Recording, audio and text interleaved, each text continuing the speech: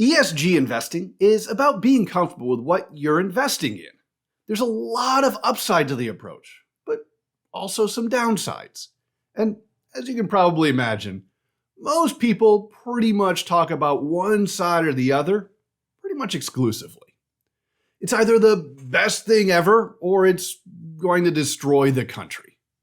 But like pretty much everything else in retirement planning, deciding whether ESG investing makes sense for you and your retirement plan is about weighing the trade-offs. Now, before we dive into those trade-offs, what is ESG investing? ESG investing is any investment strategy that takes into account environmental, social, or governance concerns in deciding what to invest in or how to allocate that money. You might also hear it called all sorts of things like socially responsible investing, sustainable investing, or impact investing. Though this last one is a little bit different than the broad-based diversified funds that I want to be talking about here. ESG investing is often portrayed as a single thing, but it's really an umbrella term that covers a pretty wide spectrum. Now, typically it's portrayed as a left-wing approach, and it can be. There are certainly a lot of funds that focus on environmental issues or liberal social causes, but there are definitely a whole bunch of funds out there that are explicitly right-wing funds. If it's something important to you, you can probably build your investments around it. ESG funds really have two basic ways of doing their thing, doing their screens. They can either exclude or reduce the holdings of the bad companies relative to their actual weight in the market, or they can go the other way and buy more of the good companies. Which one you prefer really comes down to personal preference and whether you want to avoid the companies you aren't comfortable with or be more connected to the companies that you do like. Though we'll talk more about this in a few minutes.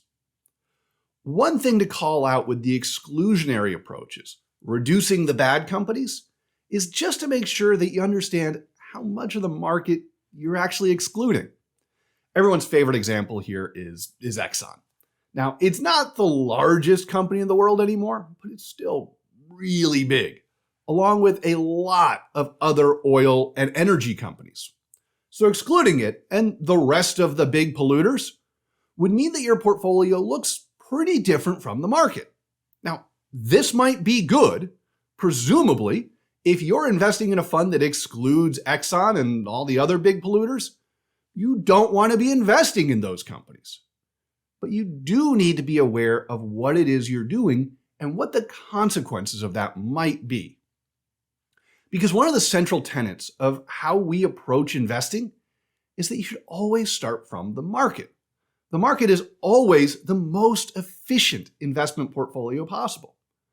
That doesn't necessarily mean it's the best one for you, though. But it does mean that you need a good reason to move away from the market.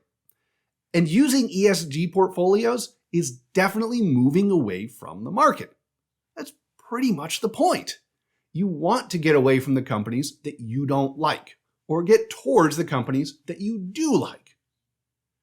But that does mean that you are reducing the diversification of your portfolio and tilting your portfolio away from the market in a way that isn't really tied to one of the specific risk and return dimensions, which we have an article about in the description below. This means that over the long term, going forward, you can expect to have at least a slightly lower expected return and a little bit higher level of volatility. Now, you'll always be able to find specific funds that beat the market or time periods where ESG funds overall or a specific group of them beat the market. But on average, there's going to be a cost of using ESG funds because they're focused on something other than purely maximizing their risk-adjusted returns. And that might be a good trade-off for you. But let's come back to that in a minute. I want to talk a little bit about what ESG investing does and does not actually do. A lot of people who really like ESG investing talk about how it can help the good companies and hurt the bad companies. whichever those good and bad companies happen to be. The argument that they're making is about something called the cost of capital. Normally, when you buy and sell a company stock, you're trading with another person. The company isn't really involved, so changes in a company's stock price don't really actually mean anything to the company's operations on a day-to-day basis. But it does matter if the company goes out and tries to raise money. And also a lot of executive bonuses are tied to the company's share price or market value. ESG investors hope that avoiding the bad companies will increase their cost of capital, basically make it harder for them to raise money in the future. And buying more of the good companies will lower their cost of capital, making it easier for them to raise money in the future. This is one of those situations where it's a yes, but. Now, this is absolutely true as far as it goes. If enough people were on the same page, we could definitely impact a company's cost of capital. But it's the first part of that statement that's the problem here. The global stock market is phenomenally massive, and there just isn't enough money pushing in the same direction to meaningfully impact a company's cost of capital. But this doesn't mean you should just give up and ignore ESG investments. First off, this is absolutely a collective action problem. As I said, if enough people agree and act upon it and invest on that belief, there really will be an impact on the company's cost of capital. But more importantly, it comes back to you. Your investments and your retirement income plan generally is about you and your situation. If you're just more comfortable with ESG investments, you don't want to be a part owner of Exxon or whoever you're thinking about right now, or you want to own more of the good companies that are doing good things, that's great. Your portfolio needs to fit you. And for a lot of us, making sure that our portfolios line up with our personal beliefs is important and worth not having a perfectly theoretically optimized portfolio. Because we invest in the real world. For most of us, the most important thing we can do about our investments is to stay disciplined, to stay the course, and not panic when the markets are getting choppy, or worse. As investors, we just need the discipline to stick it out. The old cliche that is about time in the markets and not timing the markets is absolutely true. A less than ideal portfolio that you can stick with is going to be a lot more useful than the perfect portfolio that's going to eat at you and keep you up at night and make it more likely that you'll do something at exactly the wrong time.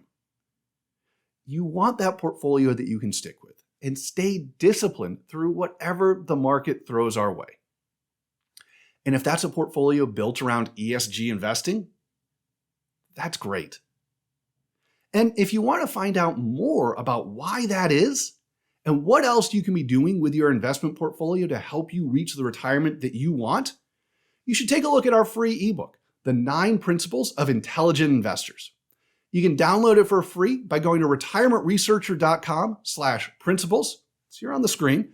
And we've also got it linked down in the description below.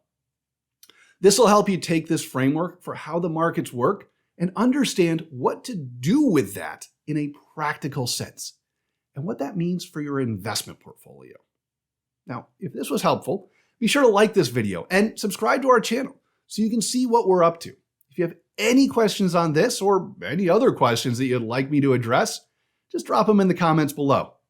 You can also check us out on the web at retirementresearcher.com and make sure to sign up for our weekly newsletter to keep up to date with everything that we're doing.